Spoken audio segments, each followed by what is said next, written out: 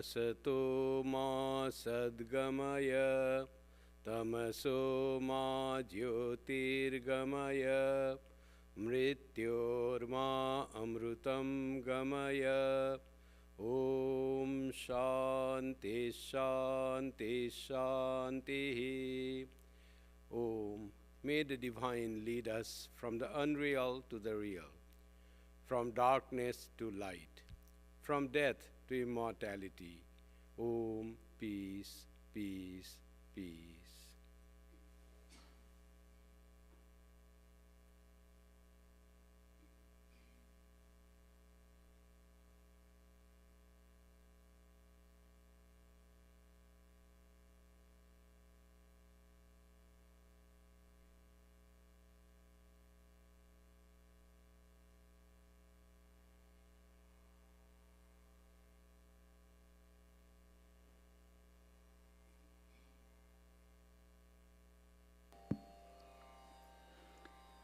कालिन्दी पुल्लकमले माधवेन क्रीडारत कालिन्दी पुल्लकमले माधवेन क्रीडारत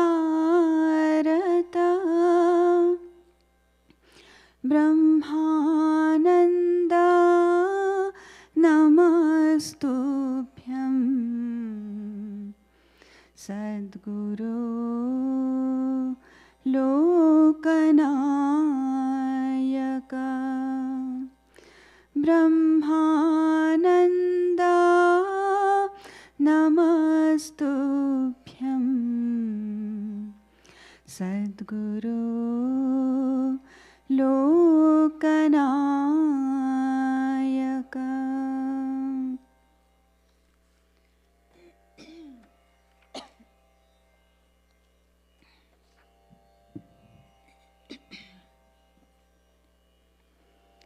तिमीरो बिदारी अलोख बिहारी कृष्ण मुरारी आगतोई तिमीरो बिदारी अलोख बिहारी कृष्ण मुरारी आगतोई टूटिया गलो निखिलो पागलो टूटिलो आगलो निखिलो पागलो সর্বসহাজি সর্বজয়ী সর্বসহাজি সর্বজয়ী তিমির বিদারি অলোক বিহারী কৃষ্ণ মুরারি আগতই কৃষ্ণ মুরারি আগতই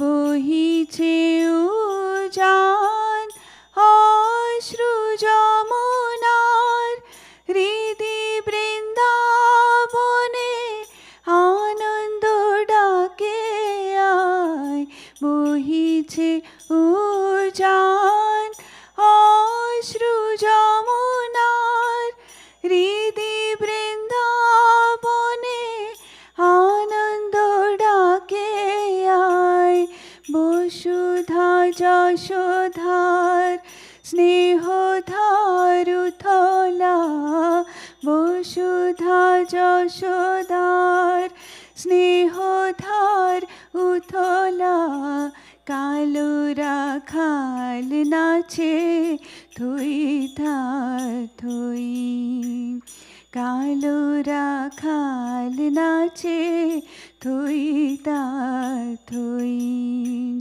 তিমির বিদারি অলখ বিহারি কৃষ্ণ মুরারি আগতই। কৃষ্ণ মুরারি আগতই। বিশ্ব ভরি উঠে স্তব নমো নমো হরির পুরী মাঝে এলো অরিন্দম। বিশ্ব ভরি উঠে স্তব নমো নমো হরির পুরী মাঝে এলো অরিন্দম। ঘিরিয়া দ্বার বৃথা জাগে প্রহরী জন, বন্ধ কারায় এলো বন্ধ বিমোচন। ঘিরিয়া দ্বার বৃথা জাগে প্রহরী জন, বন্ধ কারায় এলো বন্ধ বিমোচন। ধরিয় জানা পথ আসিল অনাগত, ধরিয় জানা পথ আসিল অনাগত। ডাকিতে ব্যথা হতো ডাকে মা ভই, ডাকিতে ব্যথা হতো ডাকে মা ভই। তিমির বিদারি অলখ বিহারি কৃষ্ণ মুরারি আগতই। তিমির বিদারি অলখ বিহারি কৃষ্ণ মুরারি আগতই। টুটিয়া গুলো নিখিল পাগল সর্বসহাজি সর্বজয়ী। তিমির বিদারি অলখ Bihari Krishna Murari আগতই। Krishna Murari আগতই। Krishna Murari আগতই।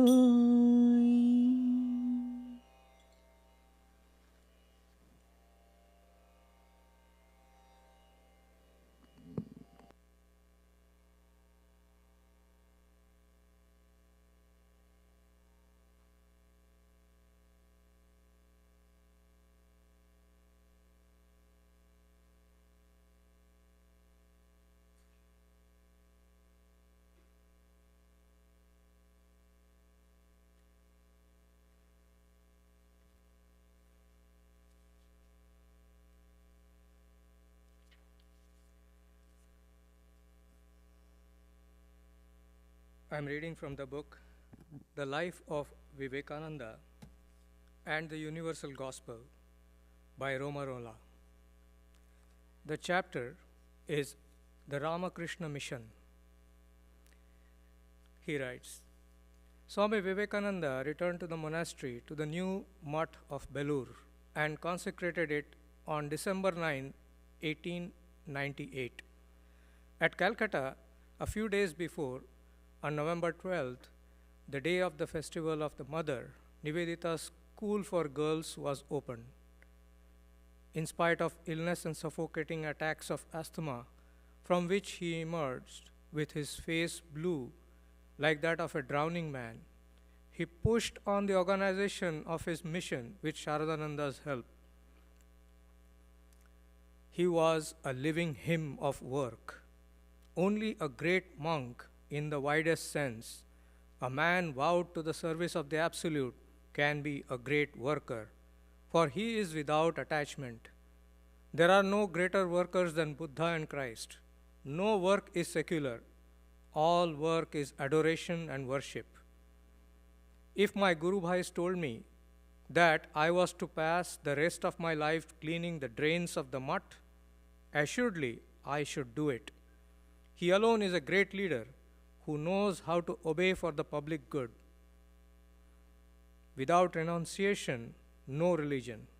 He might have said, no deep foundation of the spirit can endure. And the man who had renounced, the sannyasin, so say the Vedas, stands on the head of the Vedas, for he is freed from the sects, churches, and prophets. He dwells in God. God dwells in him. Let him only believe. Believe first in yourself and then in God. A handful of strong men will move the world. Then be brave. Bravery is the highest virtue.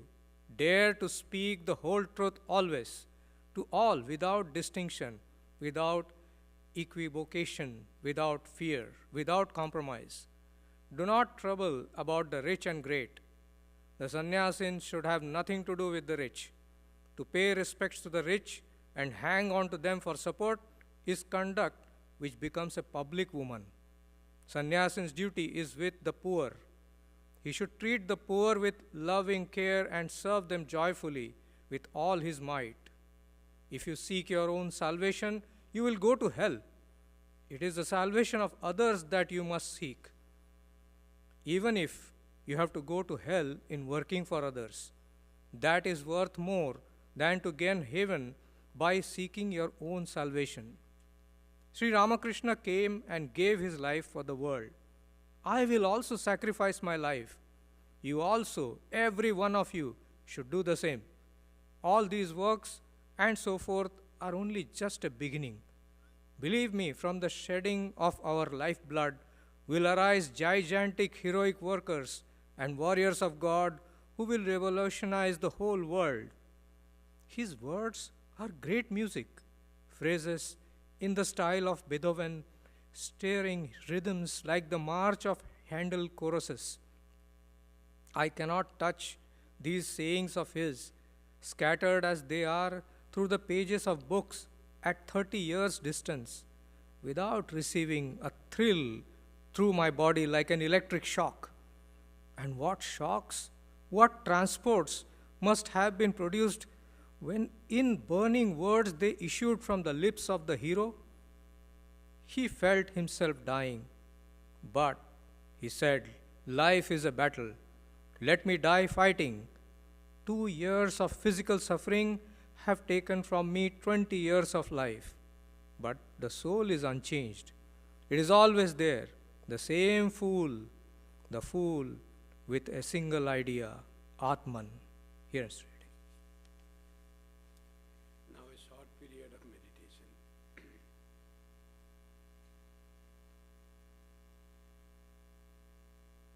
Oh.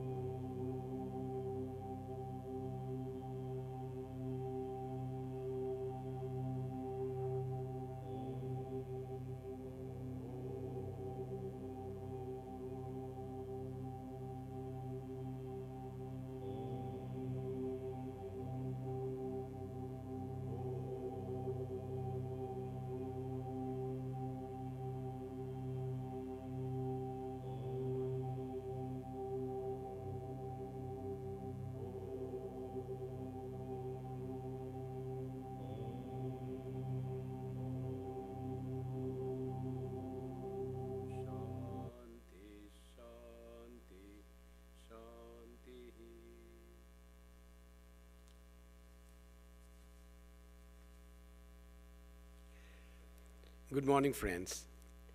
Today is a special day, not only because we have very special speaker today, guest speaker, Swami Vidyanathananda ji, more popularly known as Mahan Maharaj.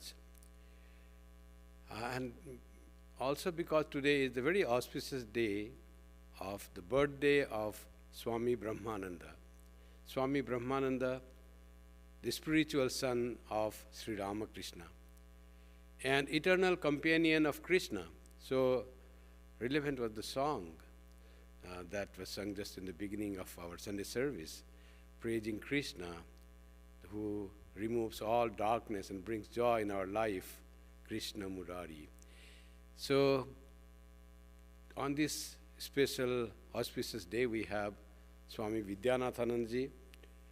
He is a man of science, man of work, and very little you can speak. I'm not allowed to speak what I wanted to talk about, give you his introduction, very brief. And in the brief, what I am allowed to speak is, he is a monk of the Ramakrishna order, had sannyasa in 2008. He is now posted at the Ramakrishna Mission, Mumbai, and he is a mathematician at the Tata Institute of Fundamental Research. This much and no more. So we'll hear from him the wonderful, his talks, and many of you know how he is regarded as one of the world's prominent mathematician, and has received high awards on his young age of his research in mathematics from the government of India. So his talk today is Swami Vivekananda, the voice without a form. I request Mahan Maharaj Swami Vidyanathananda ji, please come to the lectern and give your enlightening talk.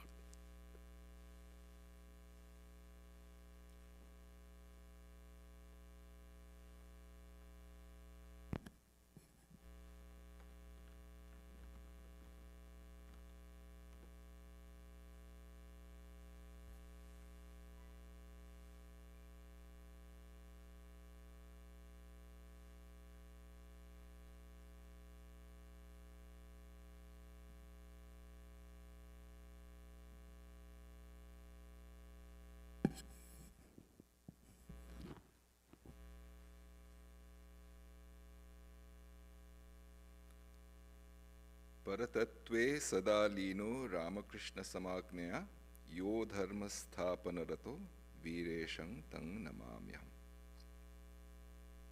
Revered Kripamayanji, it's a pleasure and an honor to be here, and an occasion for not a little nervousness, because I'm not accustomed to giving these talks. So for a mathematician to be talking about these matters, it's quite disconcerting.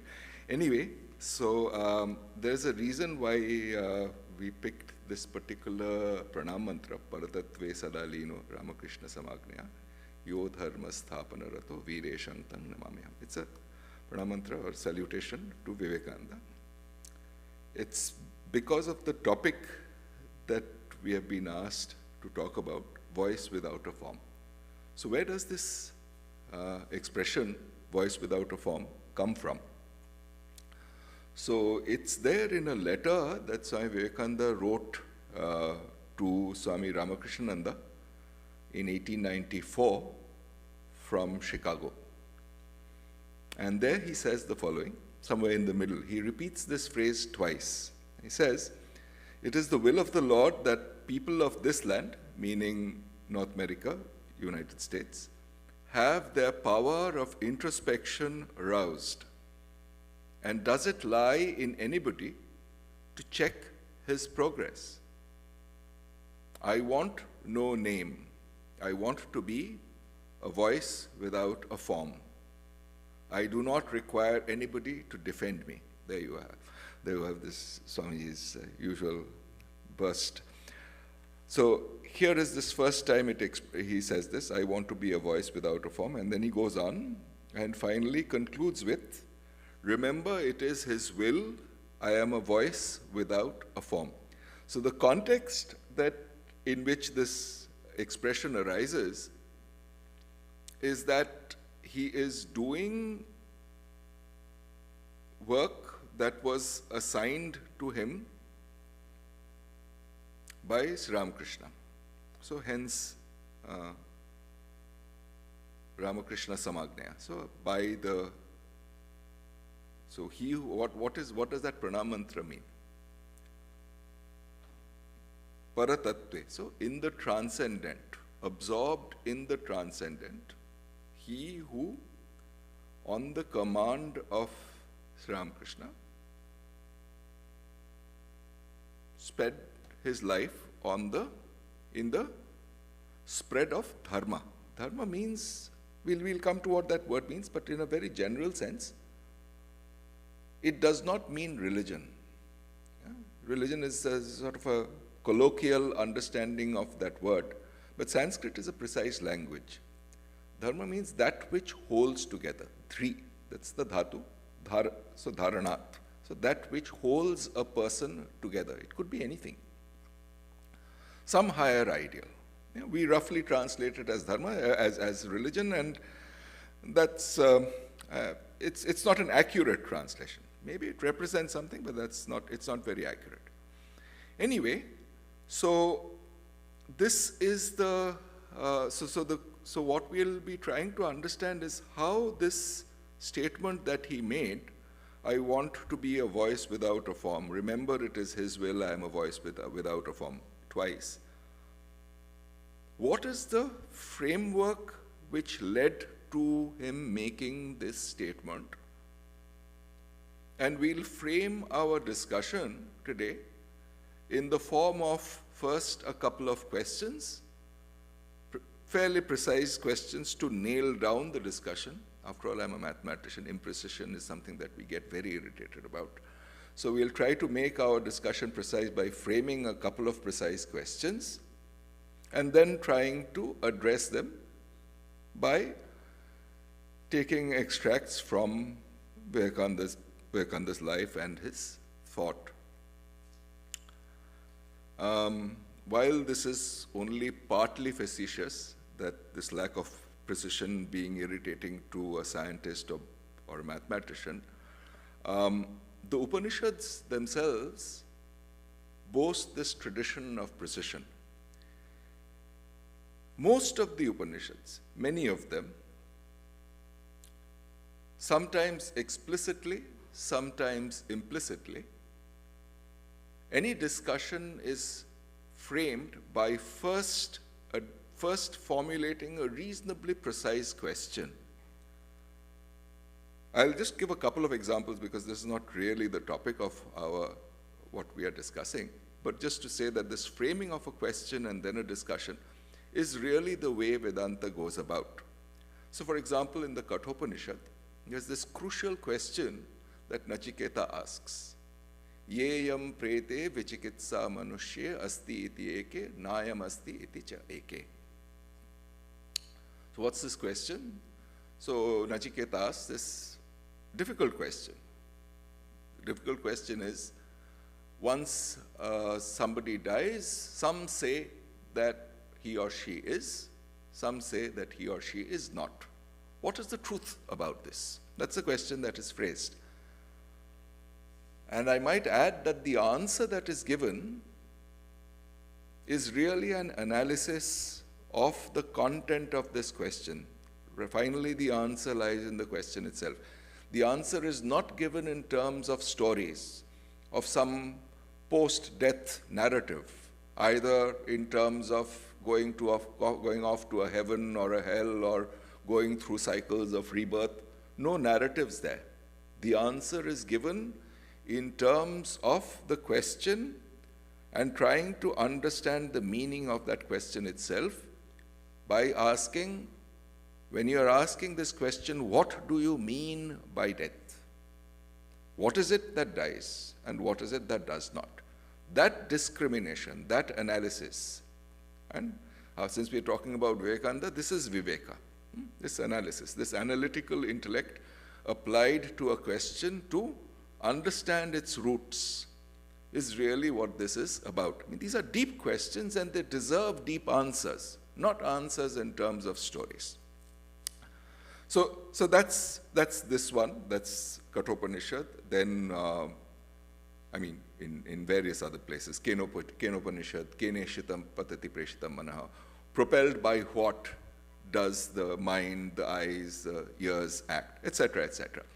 So here we'll frame two questions in order to try to understand this expression that Vivekananda has put forward here. I want to be a voice without a form, and it's in the background of, remember that it is his will. So at first glance, the personality of Vivekananda and the personality of Sri Ramakrishna, they seem quite different.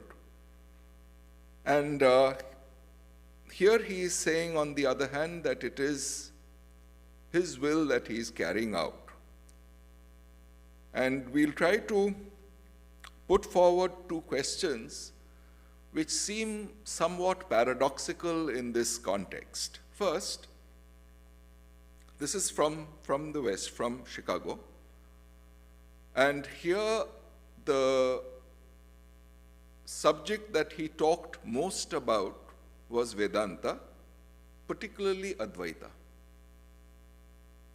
Whereas if you read the Kathamrita, there are of course references to Advaita and Vedanta, but they don't really appear as something that is the dominant theme of discourse, at least superficially.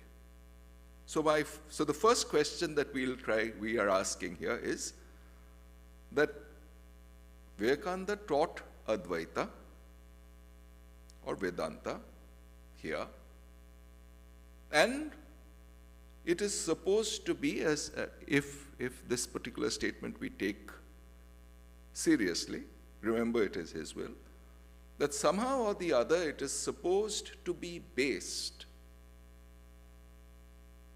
on a mission that Sri Ramakrishna himself gave him. So why Advaita? This is the simple first question. Why Advaita? Second question, it's related, and we'll try to excavate the relation as we go further. When he went back, and this is something that Abhijit just read out some time back, this is when he set up the Ramakrishna Mission as an organization for carrying this message forward. He gave it the motto, Atmano Mokshartham Jagat Hitaya Cha, for one's own enlightenment, liberation, and for the good of the world. So the second question is, how does this motto come about, and how is it related to the message of Sri Ramakrishna, to him and to the rest of the world? So we'll structure this discussion. So we've now framed the discussion by framing these two questions. Basically, why Advaita? Second, why the motto, Atmano Mokshartham Jagat Hitaya Cha? And what kind of answer are we expecting to analyze how these two, as Vivekananda discussed them, Vivekananda addressed these issues, they were based really on Ramakrishna's teachings, and they were not a figment of his imagination. It was not something, he certainly extended, developed it, but the point that we'll try to communicate is that there is something very essential about the being of Ramakrishna, which is best addressed by Advaita as a philosophy, by this motto, Atmano Mokshartham Jagat Hitaya Cha, as a method of implementation. So, again, going back to the way Vedanta progresses as a field of study, there is first that what is given is the Siddhanta, the conclusion, the upshot, the gist of it. Yeah? So, for example, in the Brahma Sutra, the first chapter is on the Siddhanta. The first chapter, the Brahma Sutra Bhashya is, or Brahma Sutras are divided into 4 chapters. The first is supposed to be the Siddhanta. The second is the sadhana, or the practice. So the first is, what we'll say is that Advaita is the Siddhanta, or the conclusion that provides a framework, at least an intellectual framework, really a rational framework, to encompass Ramakrishna's life and message. The second chapter, as we say, is the sadhana, or the practice, is that this Atmano Mokshartham Jagathitaya gives you a method of implementing this conclusion and progressing towards it in our day-to-day life. And so which aspect of Ramakrishna's life are we talking about? And so in order to address this question, why Advaita? And what did Vivekananda mean by Advaita? In trying to answer this question, we'll see that, one of the key things that Ramakrishna brought out is this harmony and coexistence of religions in their deepest form. And we live definitely, in a world that is rapidly getting polarized. This message of harmony is important. It's essential for very tangible reasons, so that we don't waste the energy of our species, Homo sapiens, by mutual conflict. And very often these conflicts are based on ostensibly religious grounds. So the Ramakrishna's message of the harmony of religions, that all religions lead to or are aiming for a common goal, this is a fundamental message. And philosophically, Advaita in a general sense, which we shall elaborate upon, as a rational philosophy, it provides a framework which gives a rational justification, or a philosophy, or an analytical philosophy, that bolsters this empirical or experimental observation that Ramakrishna had, that the different religions he practiced culminate in the same goal. As in science, there is always an observation, which is the experiment, and then there is the rational analysis of these experimental observations, which gives rise to the theory in science. So what one would like to say here is that in Ramakrishna's life, you had this empirical experimental observation that these various religious paths culminated in the same goal, empirically, an experimental observation. And the rational analysis is probably best provided by Advaita as a philosophy. What does it mean to go to the same goal, and why is it reasonable to expect that these religious pursuits should culminate in the same goal? Okay. So let's see. I'll just quote a little bit from the Kathamrita, where Ramakrishna himself talks about these various religions he has practiced. I'll quote the original in Bengali, then we'll translate. আমায় সব ধর্ম একবার করে নিতে হয়েছিল, হিন্দু, মুসলমান, খ্রিস্টান, আবার শাক্ত, বৈষ্ণব, বেদান্ত এসব পদ দিয়েও আসতে হয়েছে। দেখলাম সেই এক ঈশ্বর, তার কাছেই সকলেই আসছে ভিন্ন ভিন্ন পথ দিয়ে। I have had to practice all religions once, Hindu, Muslim, Christian, and then again the Shakta, Vaishnava, Vedanta. I have had to come through all these paths. I saw It was the same God towards whom all are coming through various different paths.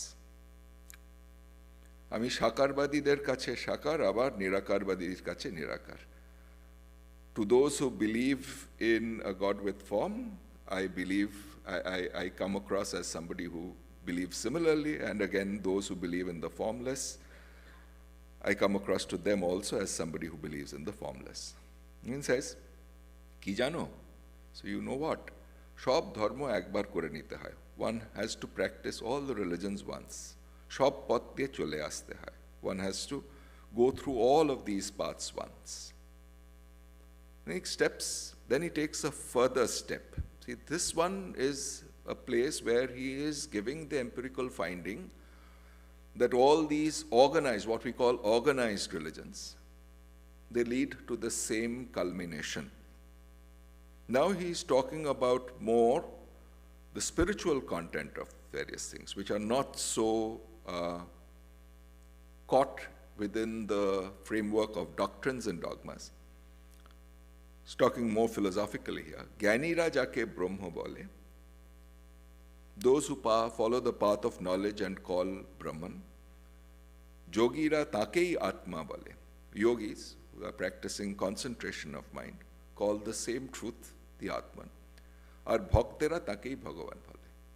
And devotees call that same reality God. Now, this is the passage from the Gospel of Sri Ramakrishna, Kathamrita.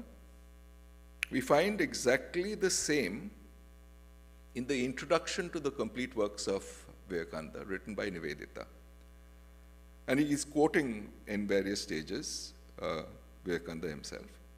If one religion is true, then all the others also must be true.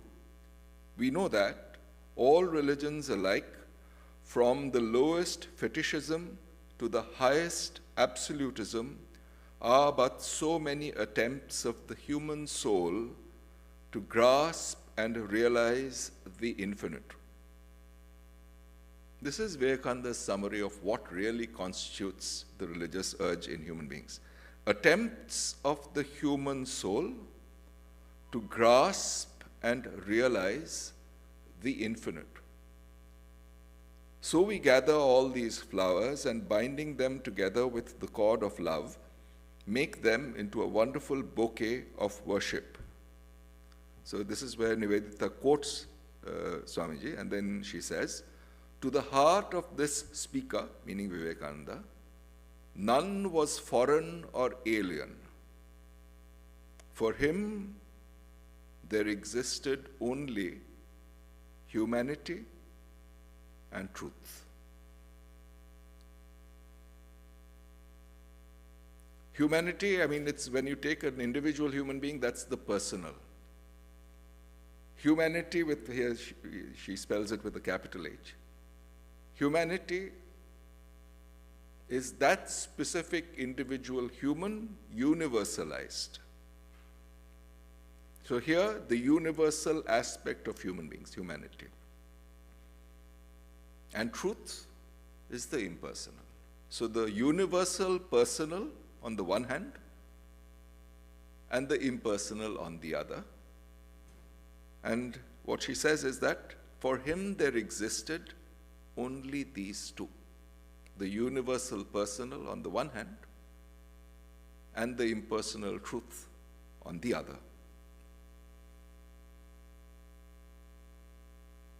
And she goes on, while proclaiming the sovereignty of the Advaita philosophy as including that experience in which all is one without a second, also added the doctrine that Dvaita, Vishishtadvaita, and Advaita are but three phases or stages in a single development, of which the last named, Advaita, constitutes the goal.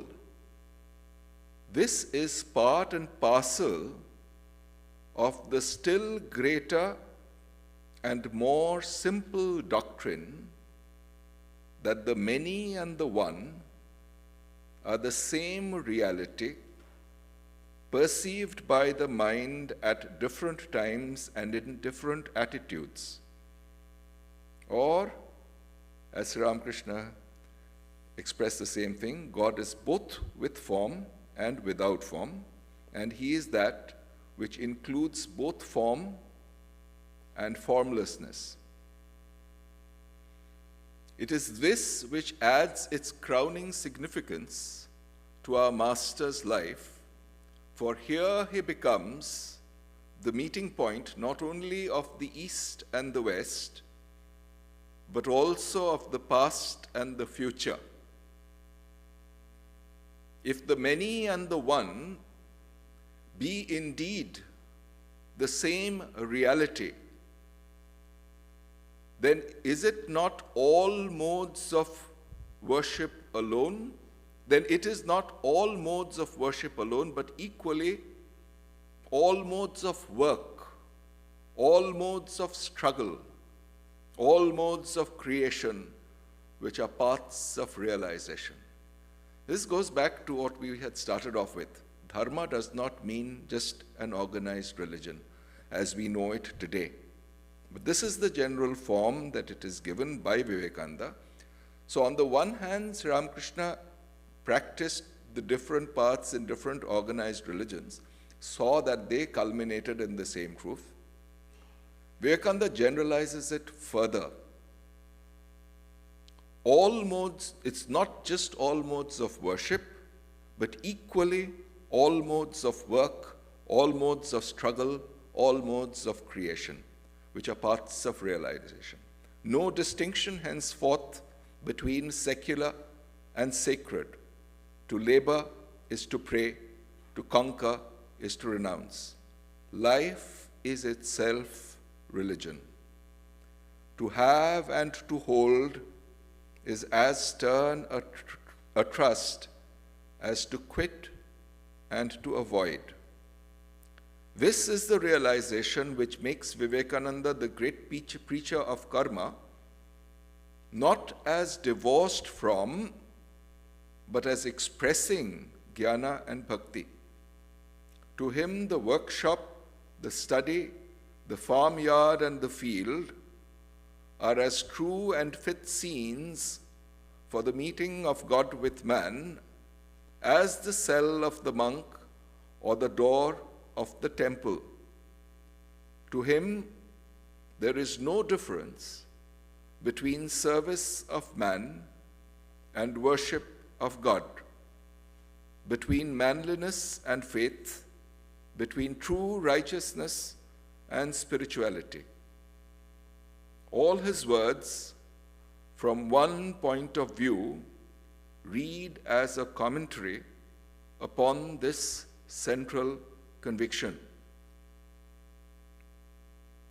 And this is the end of the introduction to the complete works. There she says, she quotes him, "Art, science, and religion," he said once, "are but three different ways of expressing a single truth. But in order to understand this, we must have the theory of Advaita."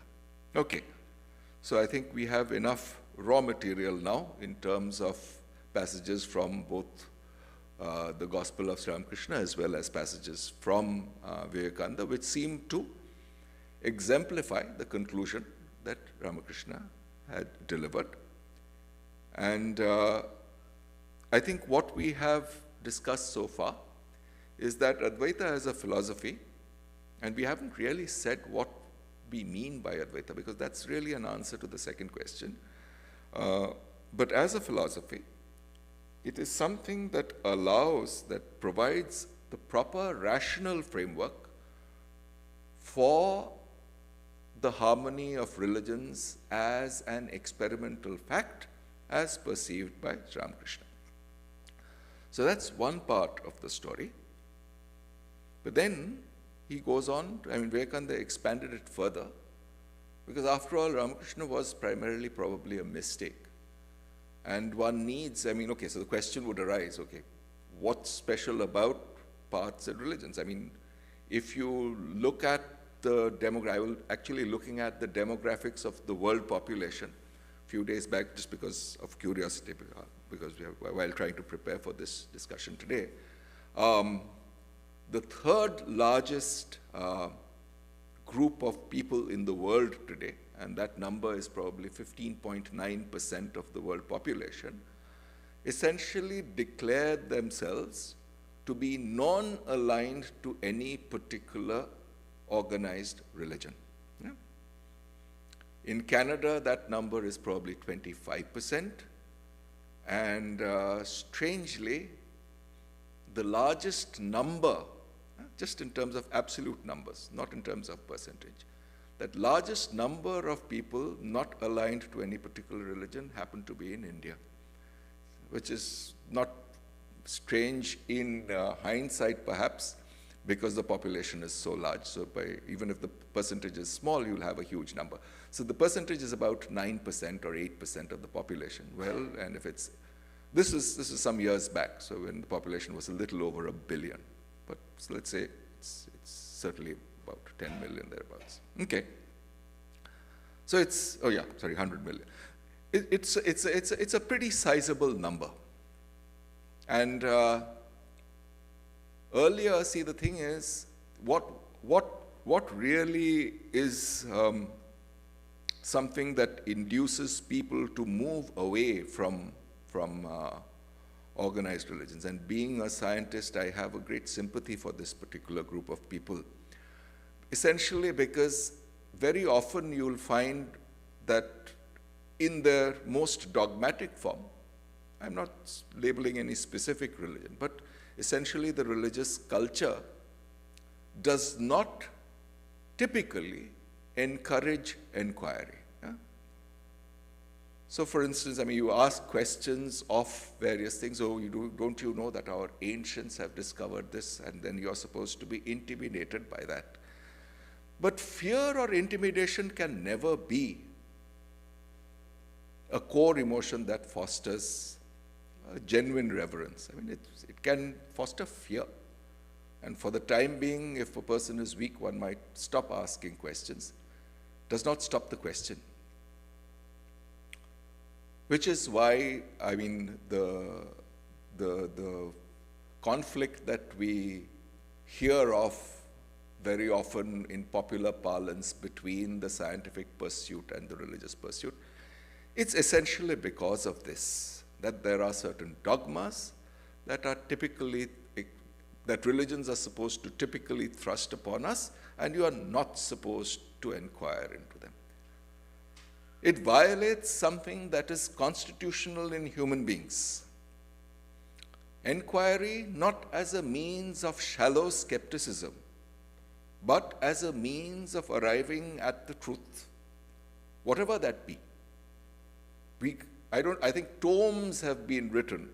Tomes have been written in both Eastern and Western philosophy as to what constitutes truth. Yeah? And we are still not at an answer. However, the constitutional urge in human beings to find truth, whatever it is something that is undeniable.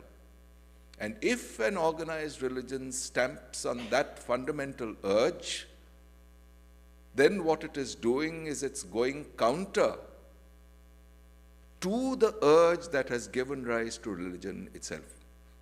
It is harming itself as a noble higher urge.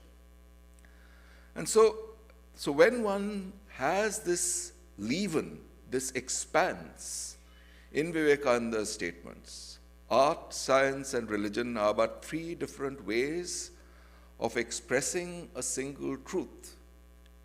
It resonates with those who not only follow an accepted religious path in terms of tradition, but also try to make that path integrate their day-to-day lives, which ostensibly are secular. But a person cannot lead a divided life. For when I'm meditating for an hour, I'm religious. When I'm sitting on the factory floor doing something, or sitting in my study trying to write out something, and then I am not. if that's the case, then all of us who are claiming to be religious but also working would end up being schizophrenic. Yeah.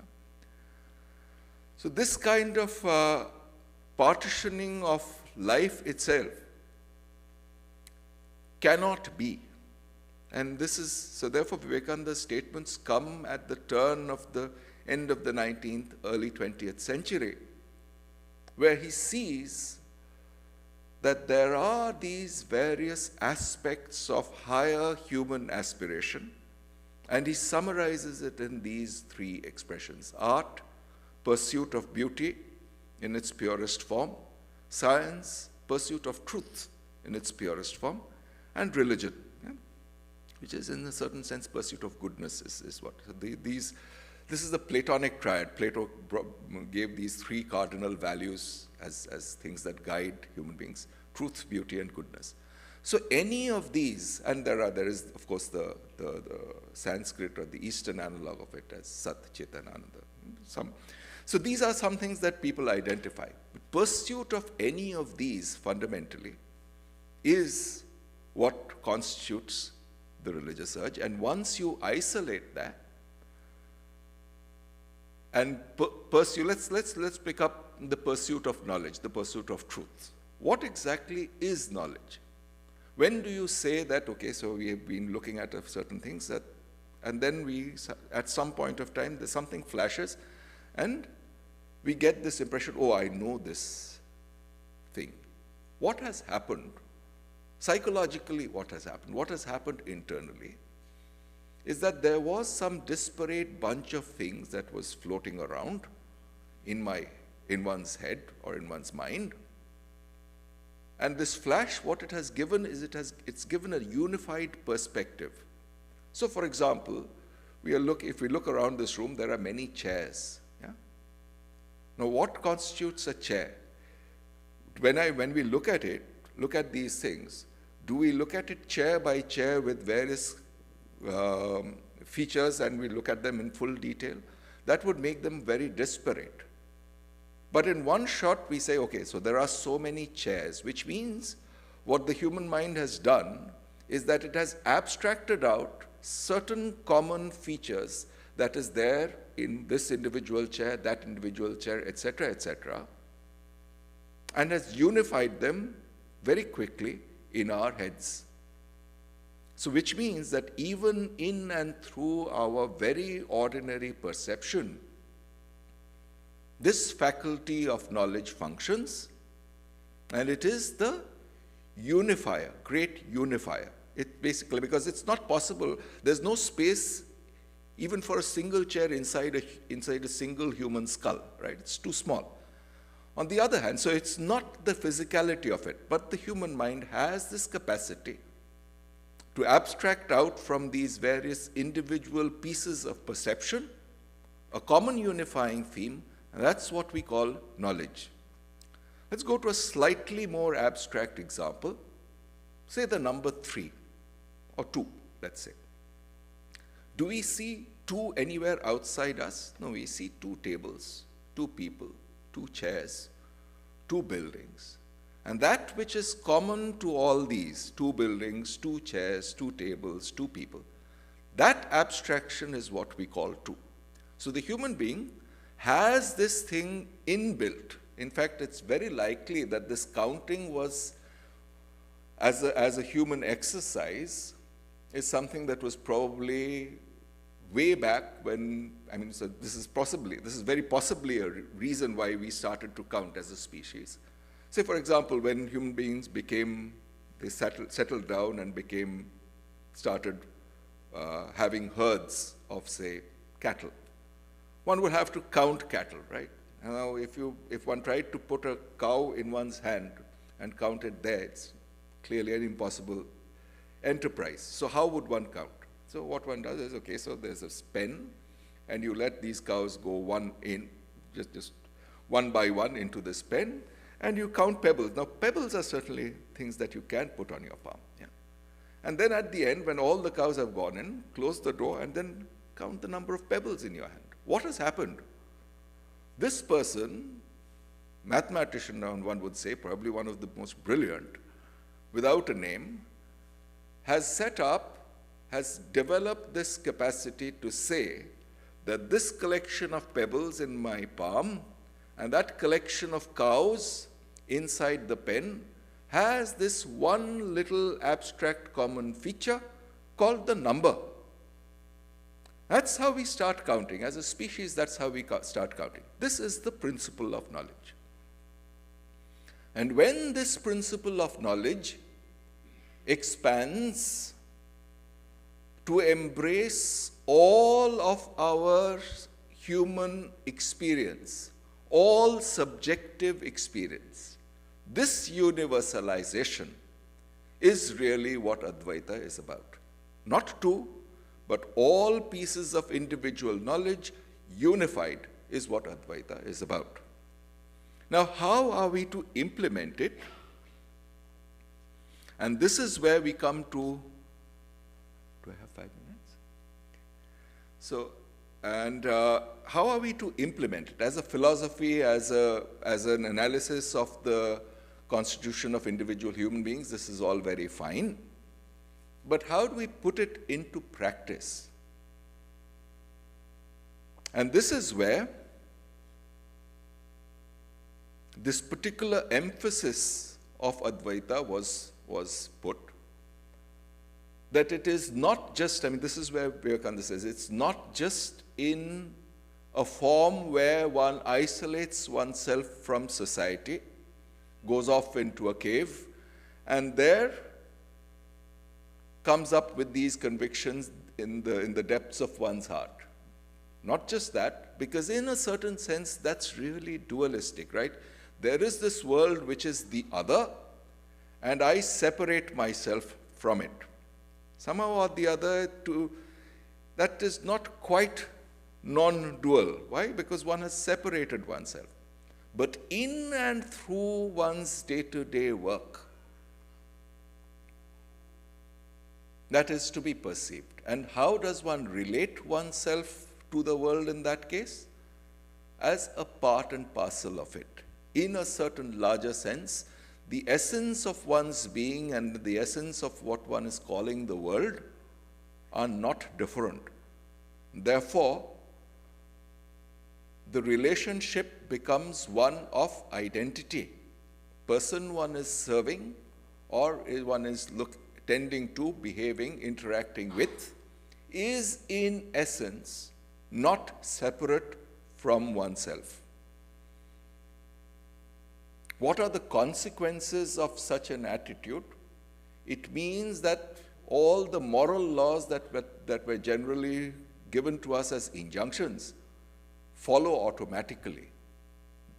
This great moral law, do unto others as you would have them do unto you. Or the Buddhist doctrine of ahimsa, non-violence, or the yoga Hindu doctrine of non.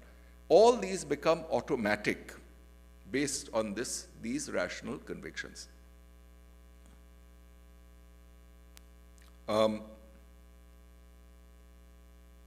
There is this one little statement that is there in the Brihadaranyaka Upanishad, and I'll try to finish with that. Yatra tu asya sarvam atma eva abhut. So this particular passage, it is supposed to be an inquiry, a philosophical inquiry, and incidentally, it gives rise to this philosophy of unity. Yatra tvasya sarvam atma eva abhut. When all has been identified with one's own essential being, oneself, tatra kena kam pashyet. What? Who will perceive and through what? Tat kena kam jigret. Through what and who will smell? Tatra kena kam manvita. Who indeed will start thinking of something as another? Tat kena kam vijaniyat. Who indeed will know? See, the final duality is between, and where does all this come from? Finally, there's a subject and there's an object of knowledge, and this is the fundamental duality. But when all has become one with one's essence, one's own essential being, then who indeed will see another, will think of another, will know another? And it concludes with Vignataramare kena vijaniyat. Who indeed will know the knower? And the subtext as separate. So on the one hand, this particular passage is supposed to be an inquiry into one's being, and simultaneously, it is essentially moving towards a unity between the world and oneself. Going back to Vivekananda, it's the unity between truth on the one hand and humanity on the other. I have already crossed my time. Okay. So, but we've talked about Advaita, we've talked about the implementation of Advaita. But to conclude, I would like to say something about, we've said something about what Vivekananda might have meant by Advaita, but really his notion of what we call Advaita was probably very vast. In one of his lectures, I think it was Absolute and the Manifestation, in one of his Jnana Yoga lectures, he talks about Buddhism, then he talks about Shankara's Advaita, and then he makes this statement, thus has Advaita twice saved India. Which means basically he is referring to Buddhism, particularly in its Madhyamaka form, as non-dual, which indeed it is. These two, Advaita Vedanta on the one hand, and Buddhism on the other, particularly Madhyamaka Buddhism, these are both non-dual philosophies. And in fact, the logic that Advaita Vedanta uses is very often borrowed from the philosophical language of the Buddhists, so much so that Gaudapada, who was Shankara's guru's guru, was referred to by the more traditionalist as a crypto-Buddhist. It was supposed to be an insult, but I somehow feel that that's a great compliment to pay somebody. Okay. So here you have two extremes. Once, in one place, Advaita Vedanta talks about fullness, which means the all in some sense. Yeah. This is a language, this is a linguistic exercise, really. Buddhism talks about, or Madhyamaka talks about predominantly, shunya, which crudely appears to us as emptiness, the negation of all. Yeah? So everything versus nothing. And both are supposed to be non-dual. There is a psychological enterprise that's involved. Essentially, it is this process of inquiry into truth. What it can do is it can remove layer after layer of mixtures, of confusions. This confusion is what is called mithyatva. When one says Jagat mithya, one does not mean it's false. Sanskrit again is a precise language. Myth means, it comes from this satya anrite mithuni kritya. So it's a mixture. That's what that means. I mean, we often colloquially translate it as false or an illusion. It's not quite right. Confusion is probably so this clarification of confusion, this is really what sa esha neti neti atma means. Not this really means trying to remove this confusion from our mind. It captures the universal human capacity for knowledge, which is there at every moment, and it slowly unravels this. That's one. So that's, at the end, what one is getting at is the unifying principle of knowledge behind everything. If one gets to a universal principle as a subjective experience, unifying all one's experience, what has one gotten? One is starting with something which we call all, some intuitive idea, and then clarifying it till one has embraced all that one knows. But isn't that the same thing as saying that this confusion is not, this confusion is not? And if you've removed all the confusion, then what one has arrived at is shunya.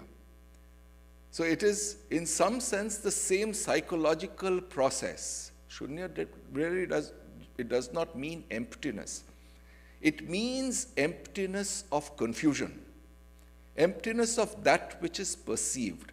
So in fact, one of the great philosophers preceding Shankara, Nagarjuna, he says that if you try to catch hold of shunyata as nihilism, then it's like trying to catch hold of a snake by the wrong end. Yeah? One will be bitten by it. Yeah?